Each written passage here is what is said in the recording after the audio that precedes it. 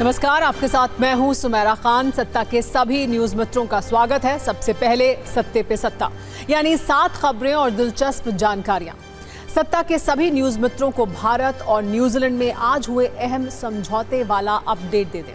आज दोनों देशों में रक्षा साझेदारी को मजबूत करने का निर्णय लिया गया। साझा प्रेस कॉन्फ्रेंस में पीएम मोदी ने कहा कि आतंकवाद किसी भी रूप में स्वीकार नहीं है। भारत न्यूजीलैंड आतंक के खिलाफ एक साथ है। वक्फ बिल पर आज दिल्ली के जंतर मंतर पर जबरदस्त विरोध प्रदर्शन हुआ। मुस्लिम संगठनों ने सरकार के खिलाफ हल्ला बोल किया। प्रदर्शन के दौरान बिल पर सवाल उठाए गए। कहा, अभी तो ये अंगड़ाई है, आगे और भी लड़ाई है। वहीं बीजेपी का कहना है कि विपक्ष वक्फ बिल पर टकराव पैदा कर रहा है। औरंगजेब की कब्र हटाने को लेकर आज महाराष्ट्र में नागपुर, कोल्हापुर से लेकर छत्रपति संभाजीनगर तक विरोध प्रदर्शन हुआ। बजरंग दल और विश्व हिंदू परिषद के कार्यकर्ताओं ने औरंगजेब का पोस्टर लेकर प्रदर्शन किया। इसकी पूरी कहानी आपको बताएंगे। साथ में कब्र से शव हटाने पर सुप्रीम कोर्ट के फैसलों वाली और कानूनी कुंजी भी दिखाएंगे। आज दिल्ली में रक्षा मंत्री राजनाथ सिंह और अमेरिकी इंटेलिजेंस चीफ तुलसी गबार्ड की मुलाकात हुई। रक्षा मंत्री ने सिख फॉर जस्टिस की भारत विरोधी गतिविधियों का उठाया मुद्दा। राजनाथ सिंह ने तुलसी गबार्ड से एंटी इंडिया गतिविधियों के खिलाफ कड़ा एक्शन लेने के लिए कहा है। पाकिस्तान में कुख्यात आतंकी हाफिज सईद के मर्डर की चर्चा है। इसका सच क्या है आपको बताएंगे। साथ में ये भी बताएंगे कि कैसे पाकिस्तान में आतंकियों में डर का माहौल है, भगदड़ है, और कैसे आईएसआई आतंकियों को सेफ हाउस में शिफ्ट करा रही है। पिछले 9 महीने से अंतरिक्ष में फंसी सुनीता विलियम्स की वापसी की तारीख तय हो चुकी है। टाइम भी आ चुका है। अमेरिका की स्पेस एजेंसी नासा के अनुसार 19 मार्च को सुबह करीब 3:30 बजे सुनीता विलियम्स धरती पर आ जाएंगी। सत्ता में सुनीता विलियम्स के पृथ्वी प्रवेश की पूरी कहानी आपको बताएंगे। फरवरी महीने में थोक महंगाई दर बढ़कर 2.38% पर आ गई है। पिछले महीने ये 2.31% थी। बताया जा रहा है कि फूड प्रोडक्ट्स की मैन्युफैक्चरिंग कॉस्ट बढ़ने से महंगाई बढ़ी है। आज वाणिज्य और उद्योग मंत्रालय ने ये आंकड़े जारी किए हैं। सत्ता की शुरुआत एक ऐसी खबर के साथ जिसमें सुलगती चिंगारियां भी हैं और धधकते शोले भी हैं।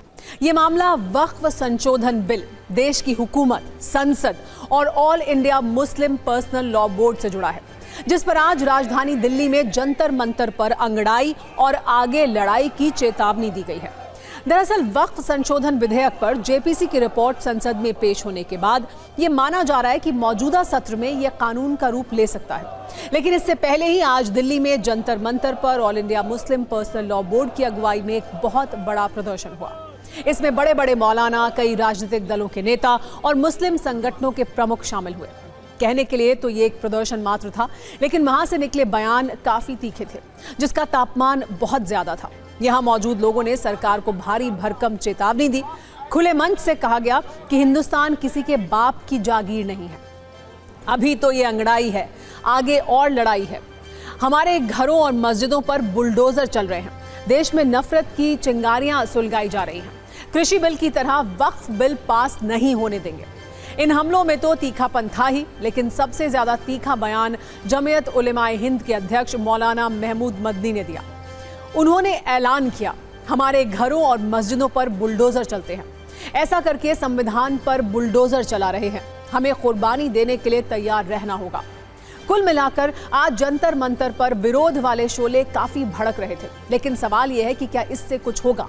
क्या सरकार अपने कदम पीछे खींचेगी? इस पर भी हमने सत्ता की एक कुंजी तैयार की है, जिसे इस रील के बाद बताएंगे, विस्तार से आपको दिखाएंगे।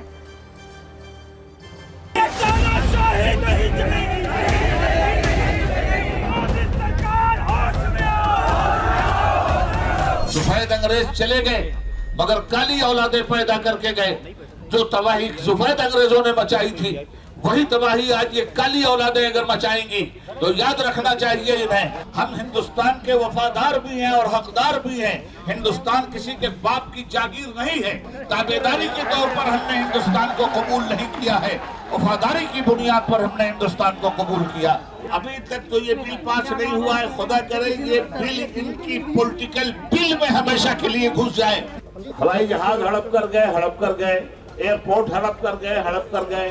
साहब इतने बड़े हड़पू हो तुम कि सब कुछ हड़प करके चले जाओगे और मिल्लत खामोश बैठी रहेगी? ऐसा कभी नहीं हो सकता। कहीं दूर जाने की जरूरत नहीं है। इसी दिल्ली में इंडिया गेट है। इंडिया गेट पे अगर किसी बेईमान को बेईमानी से अलग हटकर ईमानदारी का 40वां हिस्सा बतौर खैरात और ज़कात मिला हो तो जाकर के वो देख ले कि इंडिया गेट पर सबसे ज्यादा मुसलमानों की कुर्बानी का लहू चमक रहा है, जिसे दुनिया का कोई नफरती चिंटू मिटा नहीं सकता। अभी तो ये अंगड़ाई है, आगे और लड़ाई है। अगर गवर्नमेंट अपनी तानाशाही से बाज नहीं आई तो पूरे मुल्क में औकाफ की इमलाक के तहफ़्फ़ुज़ के लिए all India Muslim personal board कमर कस के उतरेगा। आप हुकूमत कर रहे हो और नफरत की चिंगारियां सुलगा रहे हो तो याद रखना कि ये नफरत के शोले बहुत ज्यादा दिनों तक हिंदुस्तानी अवाम को गुमराह नहीं कर सकते।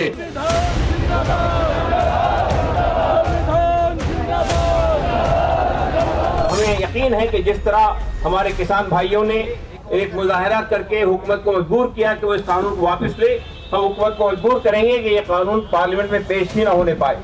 तो हम समझते हैं कि प्रशासन को हमारे साथ कोऑपरेट करना चाहिए और हम ये समझते हैं कि हुकूमत को भी इतना घबराने की डरने की जरूरत नहीं है। आवाम की आवाज़ को उन्हें सुनना चाहिए। अगर ऐसी हुकूमत हो जो इतनी बुज़दिल हो कि वो मुखालिफिन की आवाज़ न सुन सके तो उसे हुकूमत करने का हक ही नहीं है।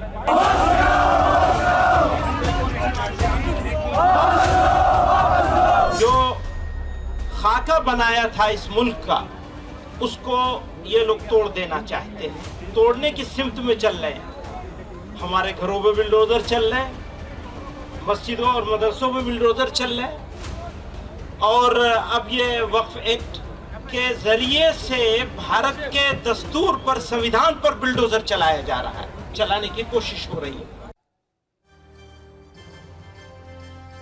राजधानी दिल्ली का जंतर मंतर आज प्रदर्शनकारियों की संख्या से लबालब भरा था। विपक्षी नेताओं और मजहबी मौलानाओं के शोले बरसाते हुए भाषण थे। लेकिन सवाल है कि क्या सरकार इन प्रदर्शनों से डर जाएगी और अपने कदम पीछे खींच लेगी? बयानों में ऐसा लगता तो नहीं है, क्योंकि इस प्रदर्शन पर जेपीसी के अध्यक्ष और बीजेपी सांसद जगदम्बिका पाल ने कहा कि ये प्रदर्शन राजनीतिक टकराव के चलते हो रहा है। विपक्ष तुष्टीकरण की राजनीति कर रहा है। एआईएमआईएम के नेता असदुद्दीन ओवैसी ये पूछ रहे हैं कि वक्फ बोर्ड में दूसरे मजहब के लोगों को क्यों ला रहे हैं, जबकि कांग्रेस के सांसद इमरान प्रतापगढ़ी का कहना है कि सरकार वक्फ की जमीनें लूटकर अपने दोस्तों को देना चाहती है।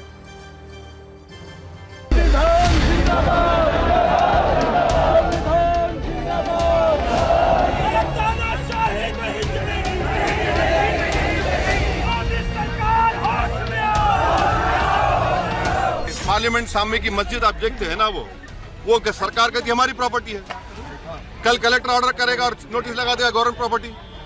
वही तो कर रहे हैं। और हिंदू धर्म में, सिखों के धर्म में, जैन धर्म में, बौद्ध धर्म में उनके जो मजहबी बोर्ड्स हैं उसमें तो कोई उन्हीं का मजहब का नहीं बन सकता है। यहाँ पर आप कैसे बना रहे हैं फिर? हम इस बिल से सैटिस्फाइड नहीं हैं, संतुष्ट नहीं हैं।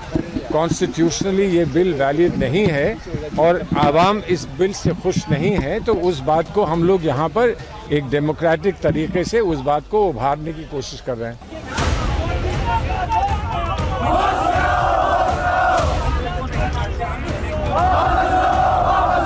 सरकार की मंशा खुद साफ थी कि पूरे देश के मुस्लिम संगठनों से जो आज धरने में भी हैं, इनकी बातें सुनी जा सके, एक बेहतर कानून बनाया जाए। देश में तुष्टीकरण और केवल सियासी तकरार और गुमराह करने की कोशिश है। मुस्लिम तुष्टीकरण की राजनीति करने वाले दल हैं वो सब कर रहे हैं, लेकिन यह वोट बैंक की राजनीति करने का जो प्रयास कर रहे हैं उनको यह समझ में आता है कि यह वक्फ संशोधन बिल को वह रोक नहीं पाएंगे। ये बिल नहीं आना चाहिए था किसी कीमत में।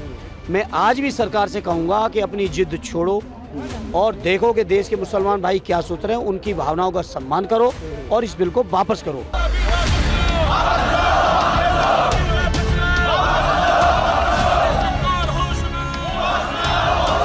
सरकार क्यों तानाशाही थोपना चाहती है?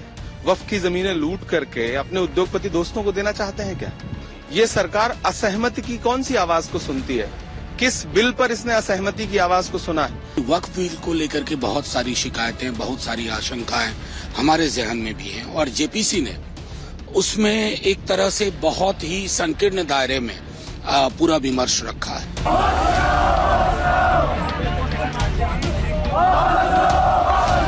ये वक्फ संशोधन बिल नहीं है, बल्कि वक्फ तबाही बिल है, वक्फ बर्बादी बिल है, और इसके लिए हम कह चुके हैं कि ये वक्फ बिल नहीं बल्कि सांप का बिल है। ऐसा लगता है, जाहिर होता है कि बोर्ड को सियासी लोगों ने, पॉलिटिकल पार्टियों ने हाईजैक कर लिया है।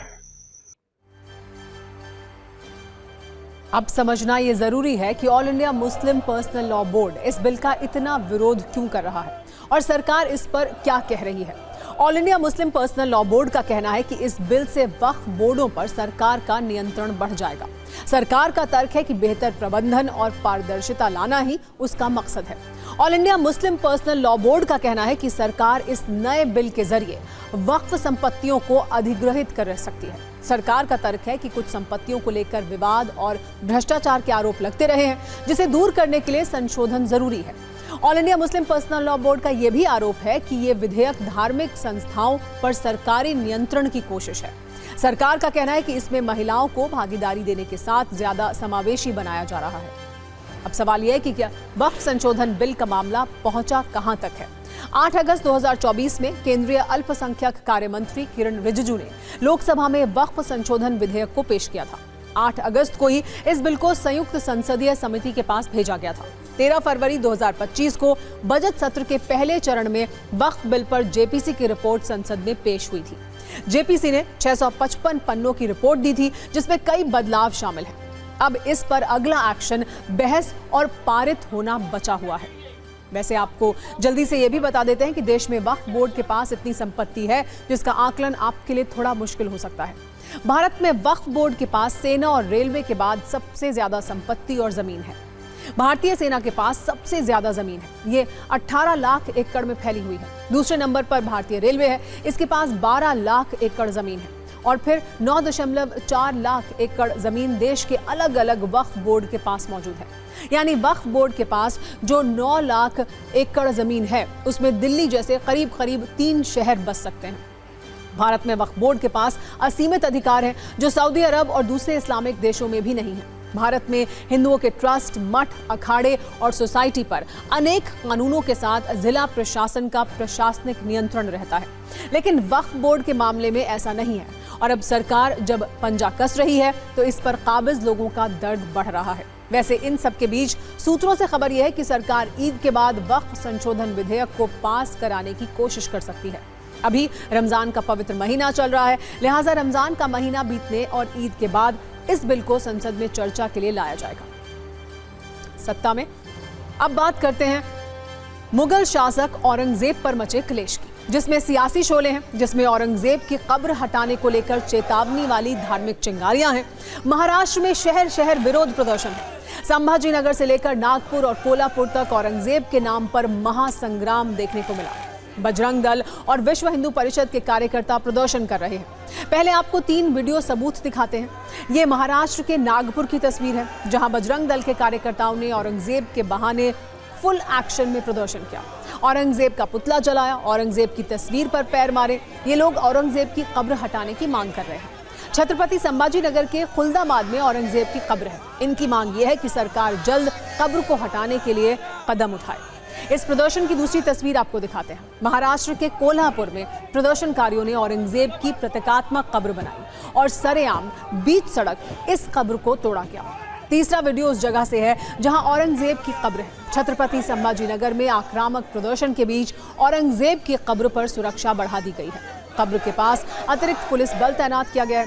महाराष्ट्र में औरंगजेब की कब्र पर कोहराम की कहानी सिर्फ सड़कों पर नहीं है, बल्कि सियासी गलियारों में भी इस पर जबरदस्त जुबानी शोले बरस रहे हैं।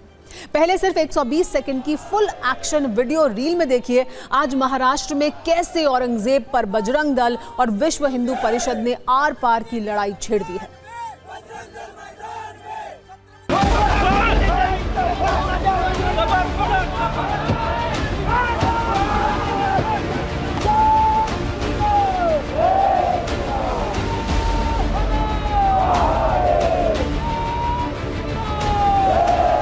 कि जो गुलाबी का एक प्रतीक हमारे यहाँ पर हमारी छाती पर बैठा हुआ है, तो उसको हटाया जाए। वो हमको चिढ़ाता है, हमको कष्ट देता है।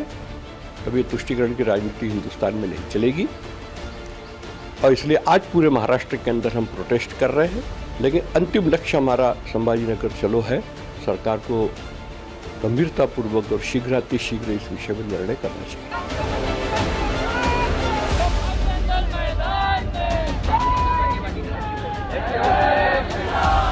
लवकरात लवकर ती कबर या महाराष्ट्रातूनच नाही छत्रपती संभाजीनगरमधून सुद्धा नाही, या देशातूनच ती बाहेर काढावी। अन्यथा आपल्या सर्वांना माहिती आहे, जर विश्व हिंदू परिषद बजरंग दलाने ठरवलं कार सेवा नक्की काय असती याचं वर्णन करायला मी आपल्याला आवश्यकता नहीं। सरकार जाग जाए और औरंगजेब की कब्र यहाँ से हटा दिया जाए। अगर सरकार नहीं जागती है तो जैसे 1992 में कार सेवा की थी वैसी कार सेवा फिर महाराष्ट्र में होगी और औरंगजेब की कलंकित एक कब्र उठाकर फेंककर अरबी समुद्र में हम फेंक देंगे। भारत माता की जय।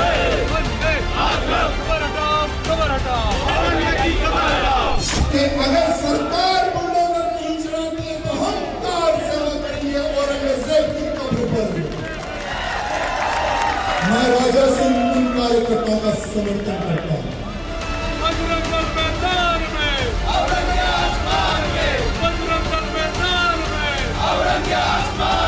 ये आरएसएस के मुख्यालय से ये आंदोलन का आगाज जो है वो हुआ है और कार सेवा करते हुए ये सब प्रदर्शनकारी आने वाले दिनों में छत्रपति संभाजीनगर जाएंगे। नागपुर महाराष्ट्र के हर बड़े शहर में आपको आज ये प्रदर्शन विश्व हिंदू परिषद की तरफ से आप देख सकते हैं। ये देखो जूतों से मार रहे हैं औरंगजेब के एक फोटो को यहाँ, और ये सब बजरंग दल के कार्यकर्ता है, इनकी भावनाएं जो है वो तीव्र है।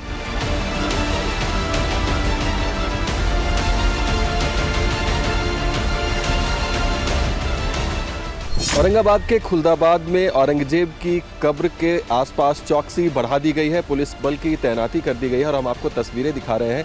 यहाँ पर पुलिस की तैनाती के अलावा आप देखेंगे कि जो मेन एंट्रेंस था यहाँ पर जो है एडिशनल बैरिकेडिंग्स भी लगाई गई हैं। ये ग्रिल जैसा लगा दिया गया है और यहाँ पर भी आपको पुलिसकर्मियों की तैनाती जो है वो दिखाई देगी। उसके अलावा अगर हम बात करें तो जितने भी मेन एंट्री पॉइंट्स हैं खुलदाबाद को लेकर, वहाँ पर पुलिस की डिप्लॉयमेंट जो है वो की गई है।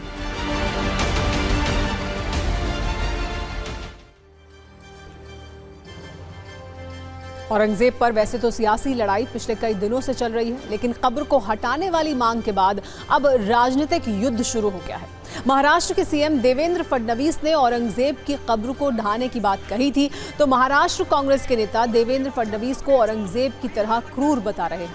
कैसे महाराष्ट्र में औरंगजेब पर सत्ता पक्ष वर्सेस विपक्ष हो गया है, वो भी देखिए।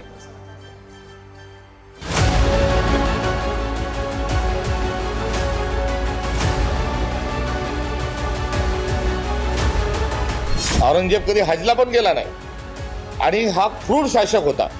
आज देवेंद्र फडणवीसही तेवढेच क्रूर आहेत। दुर्दैवानं आज महाराष्ट्रात हा देवेंद्र फडणवीस सारखाच आहे। त्यामुळे औरंगजेब आणि देवेंद्र फडणवीस यांचा कारभार एकसारखा आहे। ज्या औरंगजेबाने आमच्या हजारो लोकांना मारलं त्याच्याच कबरीचं संरक्षण आम्हाला करावं लागतं। पण एक वचन तुम्हाला निश्चितपणे देतो, काहीही झालं तरी या महाराष्ट्रामध्ये औरंगजेबाच्या कबरीचं महिमा मंडन होऊ देणार नाही, त्याचं उदात्तीकरण होऊ देणार नाही। पर महाराष्ट्र सरकार का रुख इस मामले में बड़ा स्पष्ट है कि कानून के दायरे में रह करके निर्णय लिया जाए।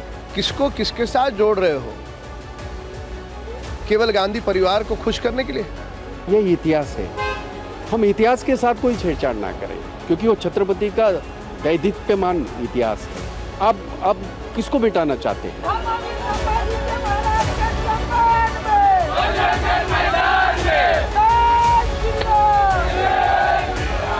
ये औरंगजेब की कब्र का कोई अर्थ नहीं है महाराष्ट्र में। छत्रपति संभाजी महाराज को श्रद्धांजलि देने का सही वक्त आ गया है और वो श्रद्धांजलि यही है कि औरंगजेब की जो कब्र है खुलदाबाद में, वो कब्र वहां नहीं होनी चाहिए, उसको उखाड़ कर फेंक देना चाहिए। महाराष्ट्र में औरंगजेब की कब्र जरूर है। मैं मानता हूँ ये मराठों की एक शौर्य का स्मारक है और आंदोलन करने की क्या जरूरत है? सरकार किसकी है? मोदी जी की है ना। सरकार आरएसएस की है ना देश में, और महाराष्ट्र में तो आंदोलन क्यों कर दो? ऊपर से एक फरमान आदेश निकालो और हटाओ कब्र। उनको औरंगजेब और छत्रपति शिवाजी महाराज के बीच में जो अंतर है, उनको इस अंतर के बारे में कोई जानकारी नहीं, इसलिए वे ऐसे बयान दे सकते हैं। सरकार उनकी है, जो मर्जी चाहे कर सकते हो, उसमें क्या बड़ी बात है। मैं तो चाहता हूँ कि तुम लाल किला भी तोड़ दो। औरंगजेब की कब्र को लेकर छिड़े राजनीतिक युद्ध और प्रदर्शन वाले प्रकरण के बीच आचार्य प्रमोद कृष्णम ने कहा है कि भारत मुर्दों से लड़ाई नहीं करता है। भारत का शौर्य और बहादुरी के किस्से इतिहास के पन्नों में दर्ज है। कब्र हटाना तालिबान का काम है। उन्होंने कहा कि औरंगजेब एक कट्टर इंसान था, एक विदेशी हुक्मरान था जिसने हिंदुओं को टारगेट किया। लेकिन गड़े मुर्दे उखाड़ने का काम ना तो भारत की संस्कृति का है और ना ही सनातन इसकी इजाजत देता है। किसी की कब्र को ढाने के लिए किसी की कब्र को ढाना, किसी की कब्र को खोदना, ये तो तालिबानियों का काम है। ये काम आईएस करता है। गढ़े मुर्दे उखाड़ने का काम भारत की संस्कृति उसकी अनुमति नहीं देती है और ना ही सनातन उसकी इजाज़त देता है। हमारी जो संस्कृति है, भारत की जो संस्कृति है, भारत की जो सभ्यता है, भारत के जो संस्कार हैं और सनातन धर्म की जो मान्यताएं हैं, वो मुर्दों से लड़ने के पक्ष में नहीं है। किसी मुर्दे की कब्र को उखाड़ के फेंक देना ये शौर्य और पराक्रम की निशानी नहीं है। सबसे बड़ा प्रश्न ये है कि कब्र से शव को हटाने पर देश का कानून क्या कहता है। संविधान में इसको लेकर क्या कहा गया है। सुप्रीम कोर्ट के आदेश और कानून वाली कुंजी के जरिए इस सवाल का जवाब ढूंढने की आइए कोशिश करते हैं। मुगल शासक औरंगजेब की कब्र हटाने को लेकर भले ही हिंदुवादी संगठन दावे कर रहे हों, लेकिन सुप्रीम कोर्ट का वर्ष 2022 का एक फैसला इसकी इजाजत नहीं देता है। मोहम्मद लतीफ मगरे वर्सेस केंद्र शासित प्रदेश जम्मू कश्मीर केस की सुनवाई के बाद फैसले में सुप्रीम कोर्ट ने कहा था कि संविधान के अनुच्छेद 21 के तहत गरिमा का अधिकार है और गरिमा का अधिकार केवल जीवन तक सीमित नहीं है, बल्कि मृत्यु के बाद भी बना रहता है। वैसे देखा जाए तो देश में कब्र हटाने को लेकर अब तक कोई स्पष्ट कानून नहीं है। केवल कानून लागू करने वाली एजेंसियां जांच के लिए ही बीएनएस की धारा 157(3) के तहत न्यायपालिका से इजाजत मांग सकती हैं। लेकिन ऐसा करना भी आसान नहीं है, क्योंकि सुप्रीम कोर्ट का फैसला कुछ अपवाद वाली स्थितियों को छोड़कर इसकी इजाजत नहीं देता है। कई जनहित से जुड़े मामलों में न्यायपालिका ने ऐसा करने की इजाजत दी है। ये मामला मृतक के शव को परिवार को सौंपने से इनकार करने का था। धार्मिक रीति रिवाजों के अनुसार दफनाने के अधिकार से जुड़ा था। अदालत ने इस फैसले को देने से पहले कई मसलों पर गहराई से विश्लेषण किया। दफनाए गए शव को बाहर निकालने के कानूनी प्रावधान, धार्मिक अधिकार, मौलिक अधिकार को देखा गया। उसके बाद ये फैसला दिया गया। यहाँ पर नोट करने वाली बात यह है कि वाराणसी के दोषीपुरा मामले में कब्र हटाने का सुप्रीम कोर्ट का आदेश कानून व्यवस्था बिगड़ने के चलते लागू नहीं किया गया था। दोषीपुरा कब्रिस्तान मामला भारतीय कानून के इतिहास में कब्र हटाने की मांग में सबसे पुराने मामलों में से एक है। ये अंग्रेजी हुकूमत के दौर में 1870 के दशक में शुरू हुआ और देश को आज़ादी मिलने के 3 दशक से भी ज्यादा समय के बाद इस पर 1981 में फैसला सुनाया गया, जो कभी लागू नहीं किया गया। इस विवाद के केंद्र में दोषीपुरा में 9 भूखंड हैं, जिनके बारे में शिया ये दावा करते हैं कि वो उनके हैं, जो उन्हें वाराणसी के महाराजा ने मुहर्रम के दौरान धार्मिक प्रवचन और पाठ करने के लिए दिए थे। जबकि सुन्नी मुसलमानों का दावा है कि इस क्षेत्र का कुछ हिस्सा उनका कब्रिस्तान था। विवादित भूखंडों में से एक मस्जिद, एक बारादरी और एक इमाम बाड़ा इसमें शामिल है, जिनका उपयोग दोनों संप्रदाय करते हैं। वर्ष 1981 में सुप्रीम कोर्ट ने भी शियाओं के अधिकारों को बरकरार रखा था।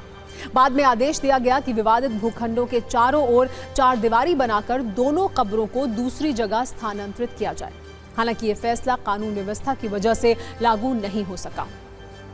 कहानी सिर्फ कानून तक सीमित नहीं है। औरंगजेब की कब्र हटाने में एएसआई वाली दीवार भी है, जिसको तोड़ना सरकार के लिए आसान नहीं होगा। मुगल बादशाह की कब्र होने की वजह से ये राष्ट्रीय धरोहर है। राष्ट्रीय धरोहर के संरक्षण की जिम्मेदारी एएसआई की है। संविधान के अनुच्छेद 49, 51A और F में धरोहर संरक्षण का जिक्र है। प्राचीन धरोहरों का संरक्षण करना राष्ट्रीय जिम्मेदारी है। केंद्र किसी भी धरोहर को राष्ट्रीय महत्व का घोषित कर सकता है। प्राचीन स्थल अवशेष अधिनियम 1958 के तहत केंद्र को यह अधिकार है। संविधान और कानून के संरक्षण की जिम्मेदारी सरकार की है। सत्ता में अब एक ऐसी मुलाकात की खबर जिसकी चर्चा तो खूब है, लेकिन ना आधिकारिक ऐलान है और ना ही बयान है। सूत्रों के मुताबिक 30 मार्च को प्रधानमंत्री नरेंद्र मोदी नागपुर जाएंगे, जहां उनका संघ मुख्यालय जाने का कार्यक्रम है। पीएम मोदी नागपुर संघ मुख्यालय जाकर पहले सरसंघ चालक डॉक्टर हेडगेवार की मूर्ति पर पुष्प अर्पित करेंगे। डॉक्टर हेडगेवार को श्रद्धा सुमन अर्पित करने के बाद पीएम मोदी नागपुर में आरएसएस के Keshav eye hospital and college की आधारशिला रखेंगे। सूत्रों के मुताबिक इस कार्यक्रम में संघ प्रमुख मोहन भागवत और प्रधानमंत्री मोदी एक साथ मंच भी साझा करेंगे। पीएम मोदी और संघ प्रमुख मोहन भागवत की अलग से मुलाकात और बातचीत भी हो सकती है। 2014 में प्रधानमंत्री बनने के बाद पीएम मोदी पहली बार संघ मुख्यालय नागपुर जाएंगे। इससे पहले प्रधानमंत्री नरेंद्र मोदी और संघ प्रमुख मोहन भागवत की आखिरी मुलाकात पिछले साल 22 जनवरी 2024 को राम मंदिर के उद्घाटन समारोह के दौरान हुई थी। हाल के दिनों में प्रधानमंत्री नरेंद्र मोदी ने लगातार 3 बार पब्लिक फोरम पर संघ के साथ अपने संबंधों की चर्चा की है। पीएम ने सबसे पहले विजयदशमी के दिन संघ स्थापना दिवस पर सोशल मीडिया पर पोस्ट करके आरएसएस की तारीफ की। दूसरी बार 21 फरवरी को मराठी लिटरेचर का उत्सव था, जिसमें उन्होंने शिरकत की। एनसीपी अध्यक्ष शरद पवार की मौजूदगी में प्रधानमंत्री नरेंद्र मोदी ने संघ और अपने जीवन पर उसके प्रभाव की बात की थी। और तीसरी बार 16 मार्च को एक पॉडकास्टर लैक्स फ्रीडमैन को दिए साक्षात्कार में भी उन्होंने आरएसएस की जमकर तारीफ की। और अब सूत्रों से जानकारी ये मिल रही है कि पीएम मोदी 30 मार्च को नागपुर जाकर डॉक्टर हेडगेवार को नमन करेंगे। प्रधानमंत्री का संघ के प्रति लगाव, झुकाव और रिश्ता कोई नई बात नहीं है, मगर कुछ महीनों के अंदर ही लगातार 3 बार संघ की तारीफ करना और फिर नागपुर संघ मुख्यालय जाने को लेकर राजनीतिक गलियारों में चर्चा गर्म है। माना जा रहा है कि प्रधानमंत्री के नागपुर दौरे से संघ और बीजेपी के बीच के रिश्तों को और मजबूती मिलेगी। इस दौरे से इस बात पर भी विराम लगेगा जिसमें दिल्ली और नागपुर के बीच बढ़ती खाई की बात को हवा दी जा रही थी। माना जा रहा है कि पीएम के नागपुर दौरे से बीजेपी के नए राष्ट्रीय अध्यक्ष की नियुक्ति में भी नया आयाम सामने आएगा। आखिर में हम उस परिवार से, विचार परिवार से आते हैं और उस विचार परिवार का हमारे जो ये संगठन है वहाँ जाके तो मूल संघ से ही हम सब लोग हैं, तो वहाँ जाके जाना, वहाँ सभी से मिलना, कुछ कार्यक्रम तो उसमें गलत। इस बार अच्छा लगेगा सबको, चूंकि पुष्पांजलि बिल्कुल अच्छा लगेगा। हमारे प्रधानमंत्री जी वहाँ जाते हैं तो इसमें बहुत खुशी की बात है। और अब बात 9 महीने से अंतरिक्ष में फंसी सुनीता विलियम्स के पृथ्वी प्रवेश की, जो 287 दिन के बाद अंतरिक्ष से वापस आने वाली हैं। नासा ने सुनीता विलियम्स की वापसी का कैलेंडर जारी कर दिया है, जिसके मुताबिक 19 मार्च को सुनीता विलियम्स वापस पृथ्वी पर आएंगी। उनकी वापसी स्पेसएक्स ड्रैगन कैप्सूल से होगी। सुनीता के साथ 3 और अंतरिक्ष यात्री भी आएंगे। 8 दिन के मिशन पर स्पेस स्टेशन गई सुनीता विलियम्स की वापसी लंबे इंतजार के बाद हो रही है, इसलिए इसकी दुनिया भर में चर्चा भी है। नासा के मुताबिक 18 मार्च को भारतीय समय के मुताबिक सुबह 8:15 पर सुनीता विलियम्स और बाकी अंतरिक्ष यात्री स्पेसक्राफ्ट में प्रवेश करेंगे। इसके कुछ देर बाद यानी 9:30 बजे स्पेसक्राफ्ट का हैच बंद हो जाएगा। इसका मतलब है कि स्पेसक्राफ्ट स्पेस स्टेशन से अलग होने के लिए पूरी तरह तैयार होगा। 18 मार्च को ही दोपहर करीब 2:30 बजे अनडॉकिंग होगी, यानी अंतरिक्ष स्टेशन से स्पेसक्राफ्ट अलग हो जाएगा। 19 मार्च को सुबह करीब 3:30 बजे स्पेसक्राफ्ट चारों अंतरिक्ष यात्रियों को लेकर पृथ्वी पर पहुंचेगा। हालांकि समय का अंतिम फैसला मौसम को ध्यान में रखकर ही लिया जाएगा। अगर मौसम ठीक रहा और कोई तकनीकी दिक्कत नहीं हुई तो 19 मार्च की सुबह हमारे लिए खुशखबरी लेकर आएगी। वैसे यहाँ एक और दिलचस्प जानकारी भी आपको दे दें, सुनीता विलियम्स को इस स्पेस ओवर टाइम के लिए कितना अतिरिक्त पैसा मिलेगा। आपको जानकर हैरानी हो सकती है कि सुनीता विलियम्स को हर दिन का करीब 347 रुपए अतिरिक्त भत्ता मिलेगा। इस हिसाब से 287 दिन के लिए उन्हें 1 लाख रुपए मिलेंगे। यहाँ ये जानकारी जरूरी है कि ये पैसा उनके नियमित वेतन से अलग है। जानकारी के मुताबिक उनका वार्षिक नियमित वेतन 1 करोड़ रुपए से ज्यादा है। इससे पहले अंतरिक्ष में जाने वाले कई यात्रियों ने भी इतना ही भत्ता लेने की बात कही है। अब बात करते हैं पाकिस्तान की, जहां इस वक्त डर का माहौल है। ये डर पाकिस्तान की आर्मी को भी है और पाकिस्तान में बैठे टेरर मास्टर्स को भी है, क्योंकि भारत के दुश्मन आतंकियों को पाकिस्तान में कोई चुन चुन कर मार रहा है। अब जिस आतंकी के मरने की खबर आई है उसने पूरे पाकिस्तान को हिलाकर रख दिया है। चर्चा है कि भारत के दुश्मन नंबर 1 लश्कर-ए-तैयबा के चीफ हाफिज सईद की पाकिस्तान में हत्या कर दी गई है। हालांकि इस खबर की पुष्टि नहीं हुई है, लेकिन पाकिस्तान में हाफिज सईद की मौत की खबर इस वक्त ट्रेंडिंग है। हाफिज सईद की मौत की खबर सुनकर पाकिस्तान की खुफिया एजेंसी ISI भी घबराई हुई है। ISI अपने पाले हुए आतंकियों की सुरक्षा को लेकर चिंतित है। खबर है कि कई आतंकियों को उनके मनपसंद लोकेशन में बने सेफ हाउस में शिफ्ट किया जा रहा है। डर पाकिस्तानी आर्मी के सैनिकों को भी है। ये डर है बलूचिस्तान लिबरेशन आर्मी का, जिसकी वजह पाकिस्तानी आर्मी के जवान नौकरी छोड़कर भाग रहे हैं। क्या लश्कर का मुखिया 26/11 का गुनहगार आतंकवादी हाफिज सईद मारा जा चुका है? ये सवाल कहां से और क्यों उठे, इसे समझिए। इसके लिए एक तस्वीर पर गौर कीजिए। हाफिज सईद के बिल्कुल करीब खड़ा ये शख्स हाफिज सईद का भतीजा और भारत का मोस्ट वांटेड आतंकवादी था। नाम है फैजल नदीम उर्फ अबू कताल, जिसकी गोली मारकर हत्या कर दी गई। लेकिन पाकिस्तान के पत्रकारों की माने तो भतीजे अबू कताल के साथ हाफिज सईद की भी हत्या कर दी गई है।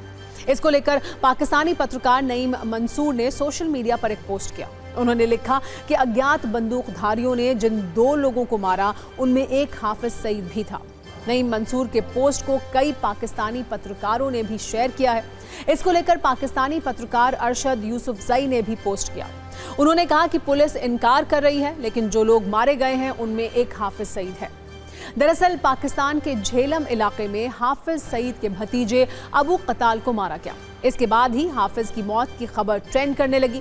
अबू कताल पर हुए हमले में एक दूसरे शख्स की मौत की खबर भी सामने आई, जिसे पहले अबू कताल का साथी बताया गया, लेकिन बाद में ये चर्चा होने लगी कि मारा गया दूसरा शख्स हाफिज सईद ही है।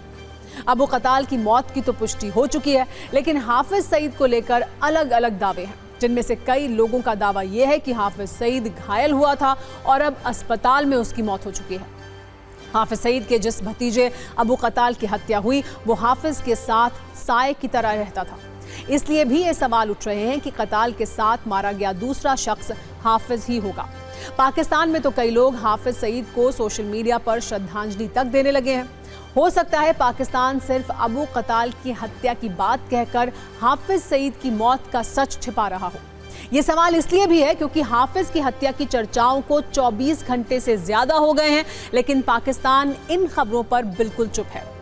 वैसे कराची हो, लाहौर हो, इस्लामाबाद हो या फिर POK हो, अज्ञात बंदूकधारी कभी बाइक से आते हैं, कभी कार से आते हैं और वहां खुलेआम घूम रहे आतंकवादियों को मौत वाली गोली देकर आसानी से फरार हो जाते हैं। पाकिस्तान में इस पर खूब चर्चा है कि आखिर ये हो क्या रहा है। अब बात करते हैं पाकिस्तान की, जहां इस वक्त डर का माहौल है। ये डर पाकिस्तान की आर्मी को भी है और पाकिस्तान में बैठे टेरर मास्टर्स को भी है, क्योंकि भारत के दुश्मन आतंकियों को पाकिस्तान में कोई चुन चुन कर मार रहा है। अब जिस आतंकी के मरने की खबर आई है उसने पूरे पाकिस्तान को हिलाकर रख दिया है। चर्चा है कि भारत के दुश्मन नंबर 1 लश्कर-ए-तैयबा के चीफ हाफिज सईद की पाकिस्तान में हत्या कर दी गई है। हालांकि इस खबर की पुष्टि नहीं हुई है, लेकिन पाकिस्तान में हाफिज सईद की मौत की खबर इस वक्त ट्रेंडिंग है। हाफिज सईद की मौत की खबर सुनकर पाकिस्तान की खुफिया एजेंसी ISI भी घबराई हुई है। ISI अपने पाले हुए आतंकियों की सुरक्षा को लेकर चिंतित है। खबर है कि कई आतंकियों को उनके मनपसंद लोकेशन में बने सेफ हाउस में शिफ्ट किया जा रहा है। डर पाकिस्तानी आर्मी के सैनिकों को भी है।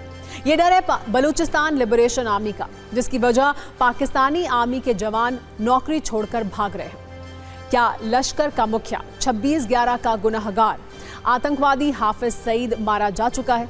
ये सवाल कहां से और क्यों उठे, इसे समझिए।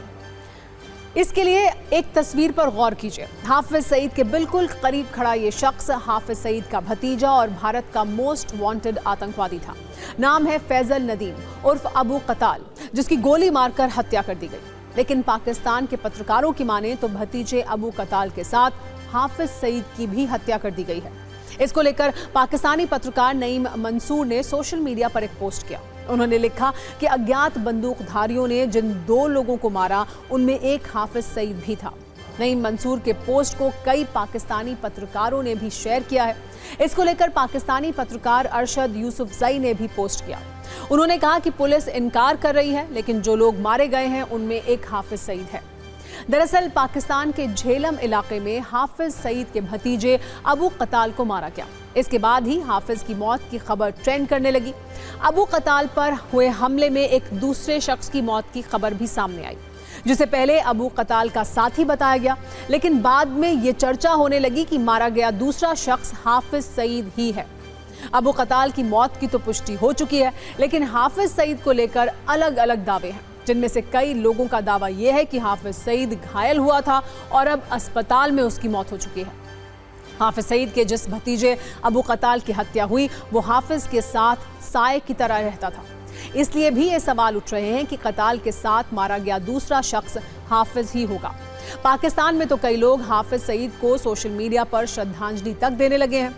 हो सकता है पाकिस्तान सिर्फ अबू कताल की हत्या की बात कहकर हाफिज सईद की मौत का सच छिपा रहा हो।